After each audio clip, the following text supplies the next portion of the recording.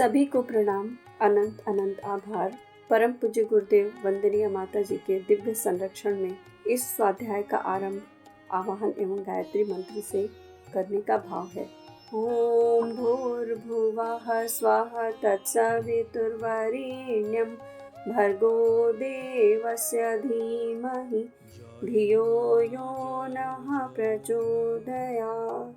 मातृवत् लालयित्रे च पितृवत् मार्गदर्शिका नमोस्तु गुरुसत्तायै श्रद्धा प्रज्ञायुता चया। हम सभी माँ के गोद में बैठकर सर रखकर कहानी सुनना बहुत ही पसंद करते हैं। माँ ने हमारे लिए कुछ ऐसी ही व्यवस्था बनाई है। यह पुस्तक श्री श्री माँ आनंदमयी द्वारा कही गई कहानियाँ हैं, जिसका स्वाध्याय हम आप सबसे माँ ही करा रही हैं। श्री श्री माँ आनंदमयी विभिन्न जिज्ञासुओं के प्रश्नों के जवाब में उपदेश अथवा निर्देश रूप में जब भी किसी तत्व या आदर्श की बात रखती, तब प्रयोजनानुसार उनका विश्लेषण कहानियों की अवतारणा के माध्यम से ही होता आया है। सभी स्त्री पुरुष माता जी के माता पिता हैं। बच्चों को माता जी दोस्त कहा करती हैं। आइए श्रद्धा के साथ इसकी कहानी का स्वाध्याय करते हैं। आज की कहानी का शीर्षक है घंटा नंदन। डे 1। एक बार की बात है, एक आदमी के मन में भगवान को पाने की बड़ी इच्छा हुई। भगवान को कैसे पाया जा सकता है, यह वह नहीं जानता था। बहुत सोच विचार करने पर भी जब उसे भगवान को पाने का उपाय नहीं मिला, तब उसने एक रास्ता ढूंढ निकाला। जिसके साथ भी उसकी मुलाकात होती, वह उससे पूछने लगता, बताइए तो भगवान को कैसे पाया जा सकता है। समय बेसमय की उसे परवाह नहीं रहती थी। किसी भी व्यक्ति को देखते ही उसकी वही एक ही जिज्ञासा थी, भगवान को कैसे पाया जा सकता है। ऐसी हालत देखकर लोग उसे पागल समझते थे और पास आने पर उसे भगा देते। दिन बीतते गए। एक दिन उसे एक सज्जन मिले। वह साधु स्वभाव के ही थे। उन्होंने सोचा, यह भगवान को ढूंढता फिर रहा है, इसकी व्याकुलता यथार्थ हो। उससे अपने पास बुलाकर कहा, देखो बेटा, भगवान को पाने का रास्ता हर व्यक्ति को नहीं बताया जा सकता है। भगवान को पाने का रास्ता एक व्यक्ति तो नहीं बता पाएगा। भगवान का पता तो साधु सन्यासी रखते हैं, इसीलिए उनके पास जाओ, दीक्षा लो, वे ही तुमको भगवान का पता बता देंगे। उनकी बातों को सुनकर उसे एक सहारा मिला। वह संतों की खोज में निकल पड़ा। आखिर ढूंढते ढूंढते उसे एक संत मिल ही गए। संत जो मिल गए, पर साथ एक विपदा भी जुड़ गई। संत दीक्षा देने को किसी तरह राजी नहीं हुए। उसे बार बार कहते, भाग जा यहाँ से, चला जा यहाँ से। वह भी भागने वाला नहीं था। संत जितनी बार कहते भाग जा, उतनी ही बार कहता, महाराज गोड़ लागी, पाँव छुई, आपके पैर पड़ी, अब तो भाग जा, और गोड़ लागी की झड़ी चल पड़ी। वो बार बार गोड़ लगी कहता। इट मीन्स कि वह उनका प्रणाम करता, अपनी श्रद्धा उनके पैरों में हमेशा अर्पण करता। कुछ देर में संत आग बबूला हो पड़े। वह हाथों में लठ लेकर चिल्ला पड़े, ले जा गोपियानंदन, भाग यहाँ से। उन्होंने गोपियानंदन बोल के उसको भगा दिया। उसने सोचा, यह गोपियानंदन ही उसका दीक्षा मंत्र है। उसे यह एक नाम मिल गया कि यह गोपियानंदन जो उन्होंने बोला है मुझे, तो ये गोपियानंदन ही मेरे लिए मंत्र हो गया। इसी मंत्र की मेरे लिए दीक्षा हो गई। और वो बहुत खुशी से झूम उठा। श्रद्धा से संत के चरणों में प्रणाम करते हुए गोपियानंदन का जप करते करते उसने विदा ली। इसी गोपियानंदन से उसका गोपियानंदन नाम भी पड़ गया और वो गोपियानंदन का जप भी करना शुरू कर दिया। अब शुरू हुआ मंत्र जाप का सिलसिला। दिन रात एक हो गए, उसका जाप चलने लगा। गोपियानंदन गोपियानंदन। खाना पीना सोना बैठना सब बंद हो गया। केवल मात्र गोपियानंदन। मंत्र लेकर वह मतवाला हो गया। ऐसा लगा जैसे उसे कौन सी पारस मणि मिल गई है। इस भाव से वह उस मंत्र को, उस नाम को लेकर वह जप करते करते बिल्कुल भाव विभोर हो जाता था। वह नाम लेकर भले ही मस्त हो गया हो, पर उसके घर वाले तो वैसे नहीं थे। उन्होंने सोचा, इस तरह तो यह पागल हो जाएगा। खाना पीना छोड़कर बिना सोए कौन कितने दिन जीवित रह सकता है। यह बात उसे समझाएगा कौन। कुछ भी कहने से भी वह केवल एक ही शब्द कहता, गोपियानंदन गोपियानंदन। घर वाले कहते हैं खाना खा लो, वह कहता है गोपिया नंदन। थोड़ा सो जाओ, वह कहता है गोपिया नंदन। इस तरह तबीयत बिगड़ जाएगी, कोई भी कहता इस तरह तबीयत बिगड़ जाएगी तो वो कहता गोपिया नंदन। अब मार पड़ेगी तो भी वो कहता गोपिया नंदन। तो मर तो भी वह कहता गोपिया नंदन। सब ऐसी ऐसी बातें कहते, लेकिन उसके मुख से तो सिर्फ गोपिया नंदन ही निकलता और उसके मुख से कोई दूसरे शब्द ही नहीं निकलते। सब बड़ी मुश्किल में पड़ गए। घर वालों की बात तो दूर रही, पास पड़ोस भी गोपिया नंदन से परेशान हो उठा। आखिर हार कर सबने एक सलाह की, उसके सबसे प्यारे दोस्त को बुलवाया गया। इसकी बात को वह अनसुनी नहीं कर सकता था, मानो उसकी जान हो। इट मीन्स वह सारी बातें अपने दोस्त की मानता था। दोस्त उसके लिए बहुत कुछ था। दोस्त ने समझाते हुए कहा, तुम तो यही चाहते हो ना, तुम्हारे गुरु के दिए हुए मंत्र का जप बिना रुके चलता रहे। उसने सिर हिलाकर सहमति दे दी। मतलब वहाँ भी उसने कुछ बोला नहीं, कोई भी शब्द का वह प्रयोग नहीं करता था, सिर्फ गोपिया नंदन ही बोलता था। तो उसने सिर हिलाकर सहमति दी कि हाँ, मैं तो यही चाहता हूँ कि मेरे गुरुदेव ने जो मुझे मंत्र दिया है वह अनवरत चलता रहे। मैं तुम होकर बैठकर जाप कर रहा हूँ। उसके दोस्त ने फिर उससे कहा कि मैं तुम्हारी जगह पे तुम होकर मैं बैठकर जाप कर रहा हूँ, तुम कुछ खाना खा लो, तुम और थोड़ी देर तुम सो भी जाओ, देखो तो तुम्हारी तबीयत कितनी खराब हो चुकी है। दोस्त ने कहा कि तुम्हारी तबीयत और ज़्यादा खराब हो जाएगी तो तुम कैसे इस नाम का फिर जप करोगे, तो तुम्हारी जगह मैं थोड़ी देर इसका जप करता हूँ, तब तक तुम थोड़ा कुछ खा लो और थोड़ी देर सो जाओ और फिर तुम कर लेना। उसने दोस्त की बात मान ली। दोस्त जाप करने लगा। वह नहा धोकर भोजन करने गया।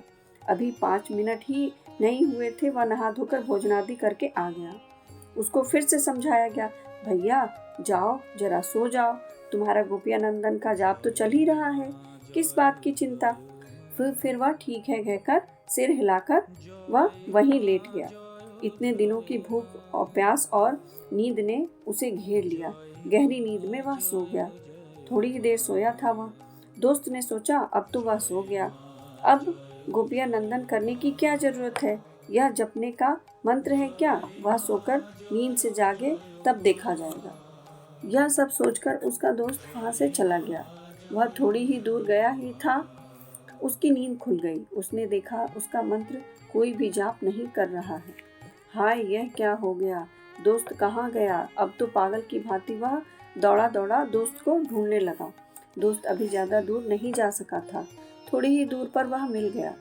उसके दिल में यह बात बैठ गई थी कि जिसको जाप करने को कहा गया था वह जब तक मंत्र लौटा नहीं देता है तब तक वह जाप नहीं कर सकता। उसने और भी सुन रखा था, जपते जपते मंत्र की शक्ति भी बढ़ जाती है, यहाँ तक मंत्र भी बदल जाते हैं।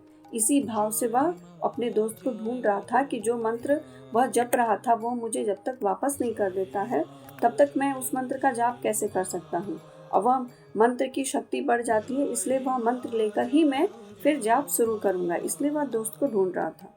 दोस्त के मिलते ही उसने उसको बाहों में भर लिया और कहने लगा, मेरा मंत्र कहाँ है, मुझे लौटा दो, मुझे लौटा दो। दोस्त अभी अभी उठकर आया था, इतनी जल्दी वह आकर उसे पकड़ लेगा ऐसा उसने सोचा भी नहीं था। पहले तो वह भौचक्का रह गया, फिर गुस्से में आकर कहा, ले तेरा घंटा नंदन, भाग यहाँ से।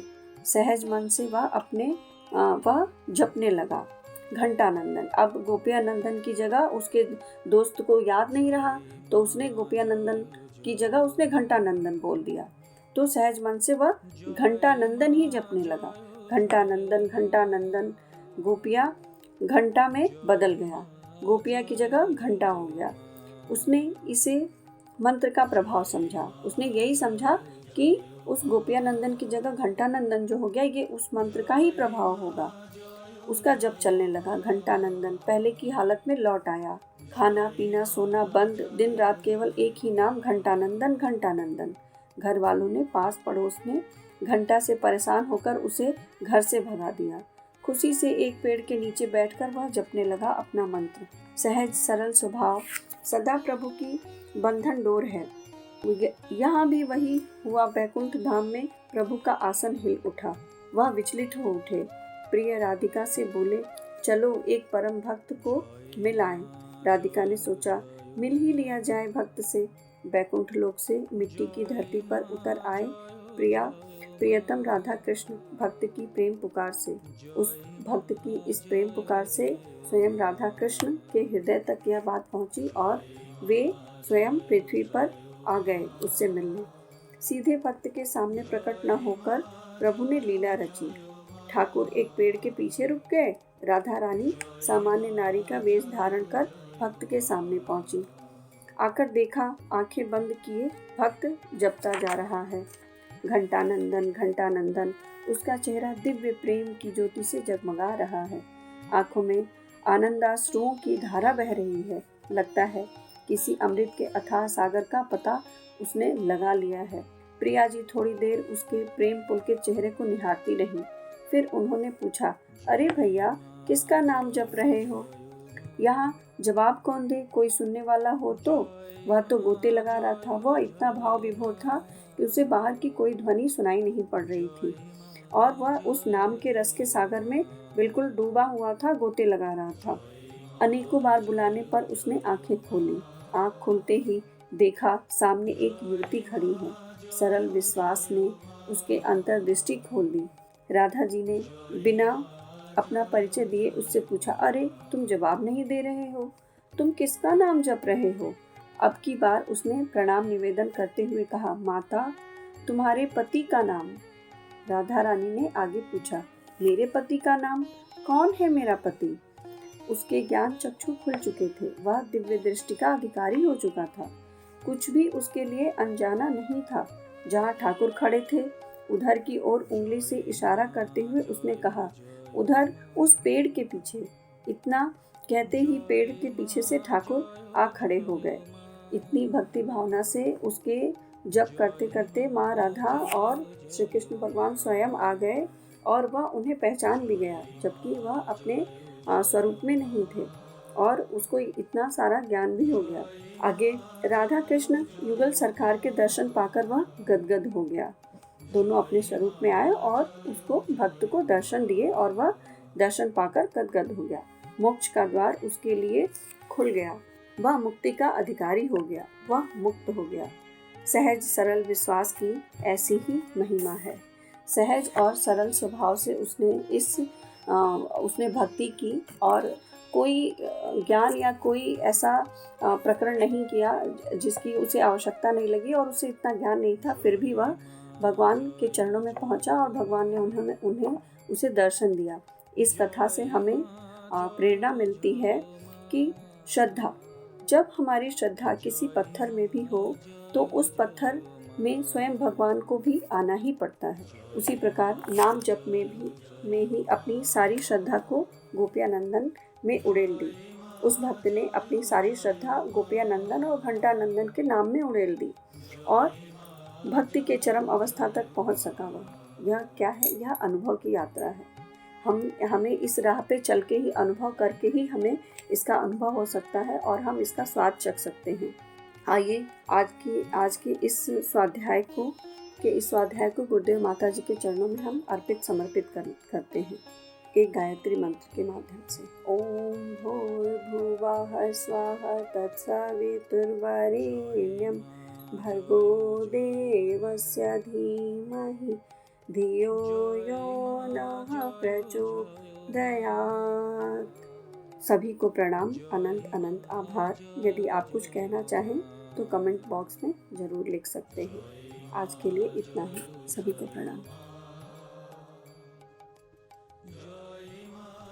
हमारे YouTube चैनल को सब्सक्राइब कीजिए और बेल आइकन पर क्लिक कीजिए ताकि आने वाली सभी वीडियो की नोटिफिकेशन आपको मिलती रहे।